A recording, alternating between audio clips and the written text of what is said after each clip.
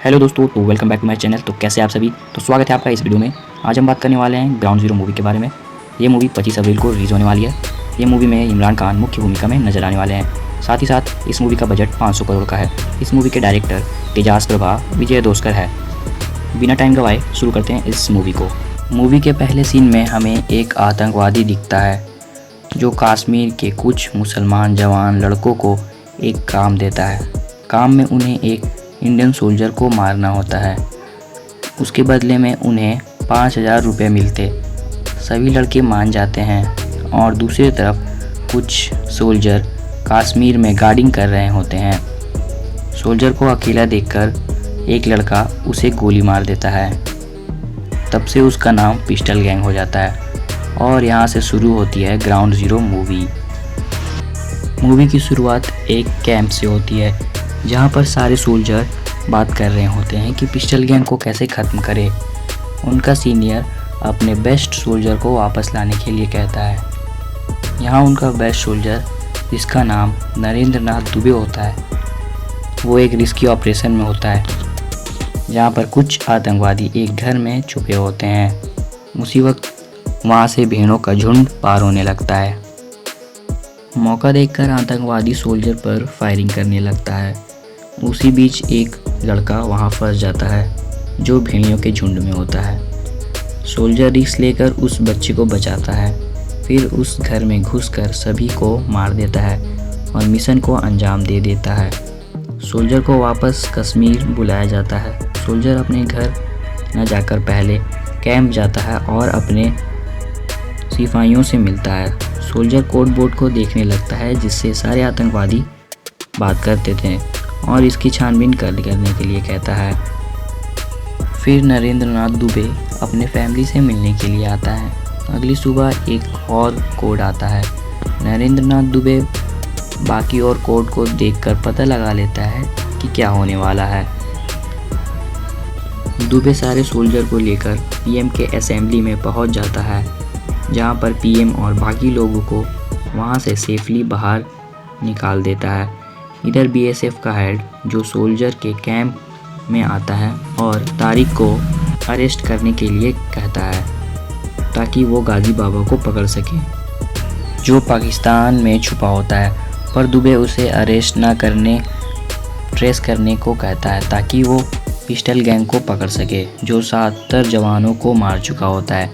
पर सोल्जर का हेड उसे मना कर देता है और अगले दिन दुबे तारिक को अरेस्ट करके बीएसएफ के हेड को दे देता है।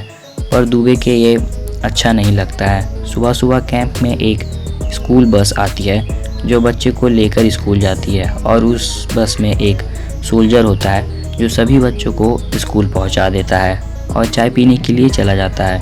तभी पिस्टल गैंग वाले उसे गोली मार देते हैं। फिर मूवी में सैड सॉन्ग बजने लगता है। दुबे कंफ्यूज हो जाता है कि पिस्टल गैंग को कैसे पकड़े। आधी रात को अचानक से कुछ याद आता है तो दुबे अपने कैंप में 3 जाबाज सोल्जर को बुलाता है और कहता है कि जितनी भी सोल्जर्स की जाने गई है वो 3 कॉलेज के पास ही गई है, मतलब कॉलेज के लड़के हो सकते हैं। फिर वो 3 कॉलेज के पास कुछ सोल्जर लगा देते हैं और इंतज़ार करने लगते हैं, पर उन्हें पता नहीं चल रहा होता है। फिर दुबे अकेले ही मार्केट में चला जाता है ताकि उसे कोई मारने के लिए आए और वो पकड़ ले। तभी उसे एक लड़का मारने के लिए आता है, पर दुबे जान जाता है और उसे पकड़ लेता है। दुबे उसे अरेस्ट ना करके अपने घर ले जाने के लिए कहता है। लड़का दुबे को अपने घर ले जाता है और सारी गोलियां उसे दे देता है। लड़का दुबे को मारने से मना कर देता है और सारी बात दुबे को बता देता है। दुबे उसकी छोटी बहन को कुछ रुपए दे देता है और अपने सोल्जर को इस पर नज़र रखने के लिए कहता है। दुबे अपने घर में होता है तो उसे एक पार्सल आता है जिसमें एक पेंटिंग होता है और उस पर टाइम लिखा होता है। दुबे समझ जाता है कि उसे वही लड़के ने इस जगह पर बुलाया है। दुबे अपने गाड़ी को लेकर उस जगह पर आ जाता है। उसे वहाँ पर वो लड़का दिखाई देता है। लड़का दुबे को सारी सच्चाई बता देता है कि उसे पिस्टल कहाँ से मिली। लड़के का नाम हुसैन होता है। हुसैन उस लड़के के पास जाता है जो उसे पिस्टल दिया था। कुछ ही देर में वहाँ पर दुबे और कुछ सोल्जर्स हमला कर देते हैं। हुसैन और लड़का वहां से बचकर भागने लगता है। भागते समय दुबे हुसैन के पैर में गोली मार देता है ताकि किसी को शक न हो, और लड़के के कंधे में मारता है ताकि वो उसे हकीम के पास ले जाए जो सभी आतंकवादियों का इलाज करता था।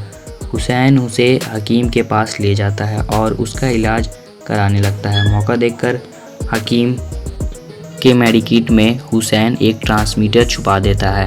सोल्जर ये जानकर खुश हो जाता है। हुसैन से मिलने के लिए दुबे आया होता है और उसके लिए हलवा लाया होता है। हुसैन दुबे का एक जासूस बन चुका होता है। तभी मूवी में एक गाना आ जाता है और कुछ दिनों बाद हकीम को एक मास्टर जी ने बुलाया होता है।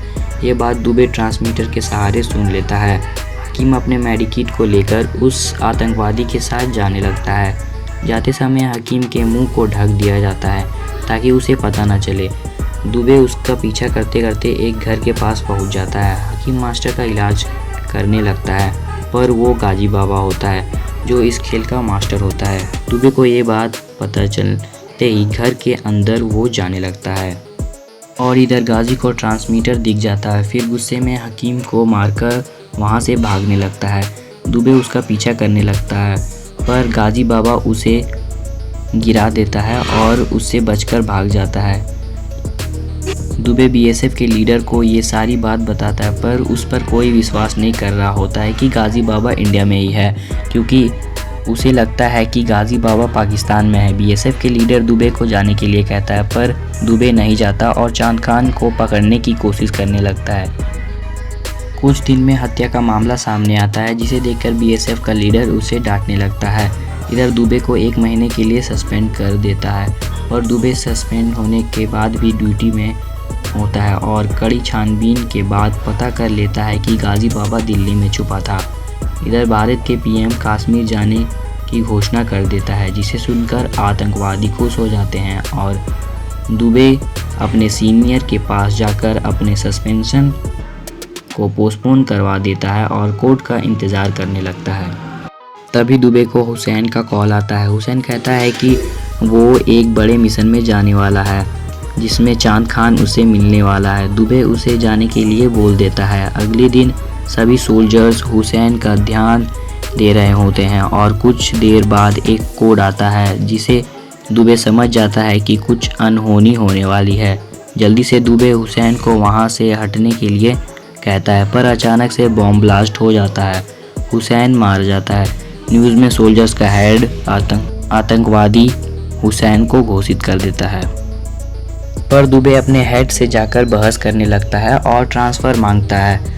हेड उसे पीएम के दौरे के बाद ट्रांसफ़र होने के लिए बोल देता है। दुबे घर आकर ये सोचकर रोने लगता है कि वो हुसैन को नहीं बचा पाया। अगले सुबह वो हुसैन के अंतिम संस्कार में जाता है। दुबे वहाँ से जाने वाला होता है, तब वहाँ पर बीएसएफ का लीडर और सोल्जर आ जाता है और उसे जाने से रोक लेता है। अगली सुबह दुबे अपने ड्यूटी में चला जाता है और पीएम का दौरा अच्छे से हो उसकी तैयारी करने लगता है। जब पीएम रैली में होते हैं तो दुबे अपने गाड़ी को पीएम के गाड़ी से एक्सचेंज कर लेता है। तभी दुबे की गाड़ी को एक टक्कर लगती है और वहां पर फायरिंग होने लगती है, जिसमें सोल्जर सभी आतंकवादियों को मार देता है।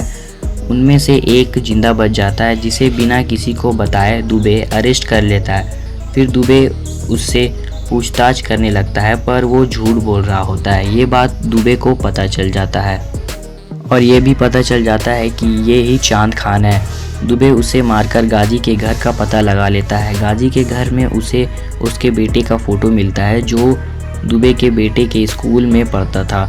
दुबे गाजी की वाइफ के सहारे गाजी के घर का पता लगा लेता है। ये बात दुबे अपने लीडर को बताता है, पर लीडर उसे हमला करने से मना कर देता है। दुबे वहाँ से जाने लगता है और बीच में न्यूज़ वाले उसे क्वेश्चन करके उसे गुस्सा दिला देते हैं, जिससे वो अपने वाइफ को घर भेजकर खुद तैयार होकर जाने लगता है। पर उसके साथ 2 और सोल्जर जाने लगते हैं। रास्ते में कुछ गलत लिखा होता है, जिसे एक सोल्जर सही कर देता है।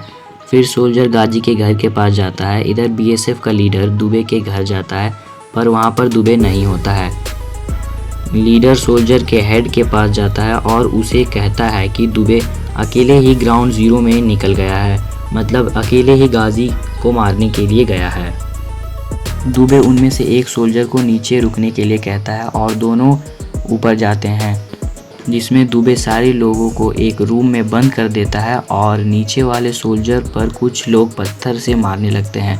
दुबे उसे कहता है कि माहौल ज़्यादा ख़राब हो तो फायरिंग कर देना और सोल्जर को सेकंड फ्लोर चेक करने के लिए कहता है। सोल्जर तुरंत सेकंड फ्लोर चेक कर लेता है। दुबे को कुछ डाउट होता है। दुबे ऊपर जाकर देखता है तो उसे एक आईना दिखाई देता है। दुबे को पता चल जाता है कि इसके पीछे गाजी है। दुबे थोड़ा दूर होकर फायरिंग करने लगता है। थोड़ी देर बाद सभी लोग मर जाते हैं, सिर्फ दुबे और गाजी बचते हैं और वहाँ पर सभी सोल्जर पहुँच जाते हैं। हाथापाई में दुबे गाजी को मार देता है और यहाँ पर मूवी समाप्त हो जाती है।